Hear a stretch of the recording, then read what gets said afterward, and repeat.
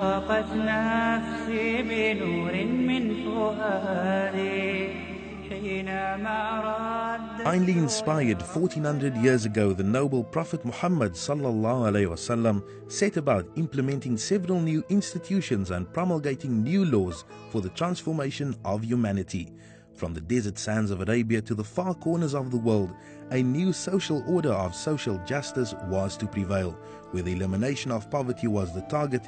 Caring and sharing was embedded in the cultural fabric of society, and pleasing Allah in all our deeds was the purpose of life. One of the institutions that the noble Prophet Muhammad sallallahu alaihi wasallam created was the institution of wakaf or Awqaf.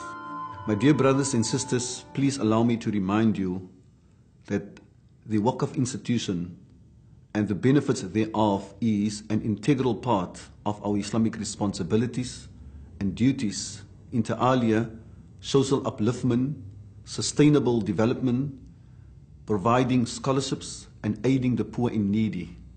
My dear brothers and sisters, if you are by the means, grab the opportunity to dedicate some of your wealth or properties as a wakaf to Allah subhanahu wa ta'ala. For indeed, you will have a perpetual reward. So even after your demise, your charity will continue and your reward will continue.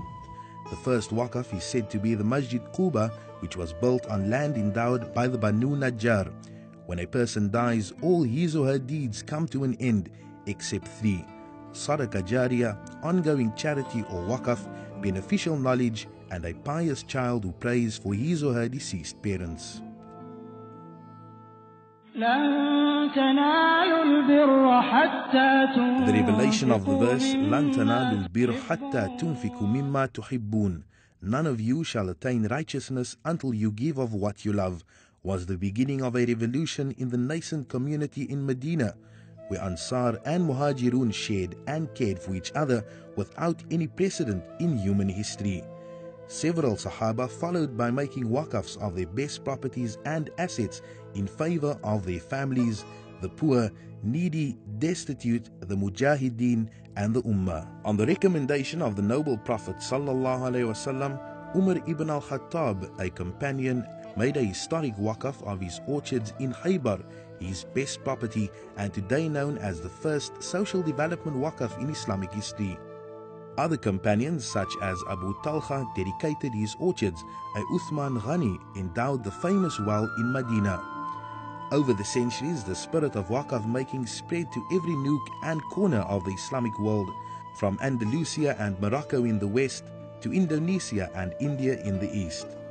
Muslims, both men and women, both the elite and rank and file, endowed properties for mosques, schools, universities, hospitals, guest houses, homes for the destitute and frail, hospices, soup kitchens, research and scholars.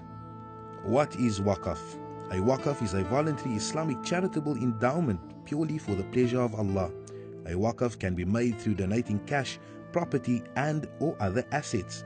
The income or usufruct from the wakaf may be used for any Sharia compliant purpose. In South Africa, the idea is to provide sustainable solutions and to empower communities.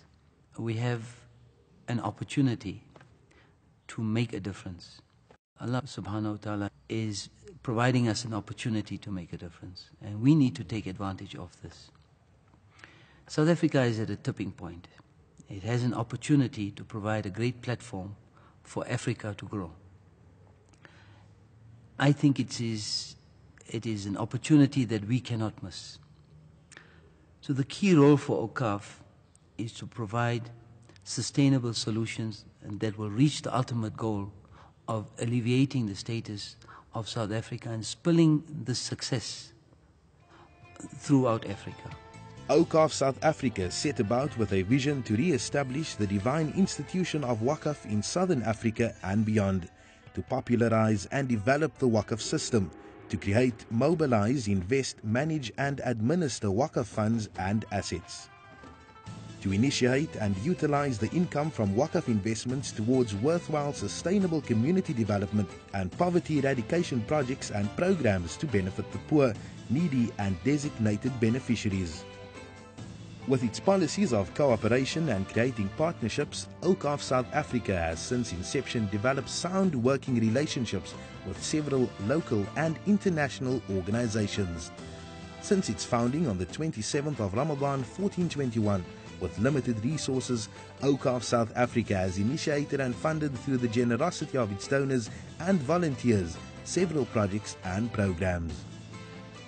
We have a project that we've started about 3 years ago, providing tuition that will help upgrade literacy and mathematics skills in particularly disadvantaged communities. And this came as a result of issues related to the low levels of literacy, especially in disadvantaged communities.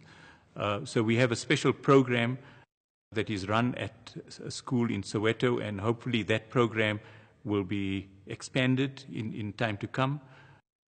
The Awqaf Foundation helps us a lot, and it came at a very correct time, at the right time, because we have a number of learners who are struggling with literacy and maths, and a number of them has improved so far.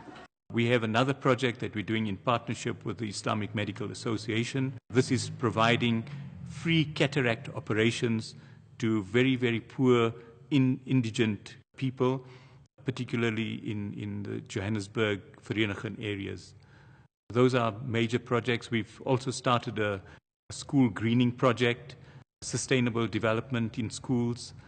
The latest project that we've been involved in is a mosque greening project, which is essentially a water-saving project that has been designed by young students. And we are supporting that project. Over and above that, over time, we've supported several other initiatives, including providing scholarships for programs or for studies that we believe that are needed within the Muslim community. The spirit of volunteering and giving of skills, expertise and time helped to develop the organization. Today, many of those same people are still around giving of their time to ensure the success of Awqaf South Africa. Over the years, Awqaf South Africa has seen steady growth in its wakaf assets, currently standing at around 10 million rand. Clearly, this is not enough. We need to reach 100 million in the next 10 years, and then as a community into the billions as we go into the future. We also need to spread out and encourage families, institutions and local mosque-based communities or Jama'as to start developing their wakaf endowments with good corporate governance and best practices. Awqaf South Africa is ready to help in this regard. Awqaf effectively is a dedication of an asset that we have where an individual or people, a group of people provide assets that gets invested for the benefit of humanity. In another way said, it is a diversion of resources away from consumption to investment. And the returns on that investment that we get is what get consumed for the benefit of the community. In the case of Awqaf South Africa, we have to ensure that we develop an investment portfolio that will allow us to finance the needs of the community. Doesn't just mean the needs of the Muslim community as such, but rather the needs of the entire community in South Africa that we can contribute towards that. The system of Awqaf and its investments then allows us to be self-reliant and independent from everybody else through the process of investment. In 50 years or 100 years from now, we should sit with the best investment portfolio in South Africa that will ensure communities are well developed, that will benefit the entire process and development of South Africa. Our appeal is for the community to help us grow from the Wakaf Fund. We need to grow from where we are a multi-billion rand community-based and community-owned institution. We see ourselves investing more in income-producing property, also involving both private investors and public investors, such as masjids and organizations. Awqaf South Africa invites you, your families, your businesses, and every institution in South Africa to partner with us. We have a journey to undertake.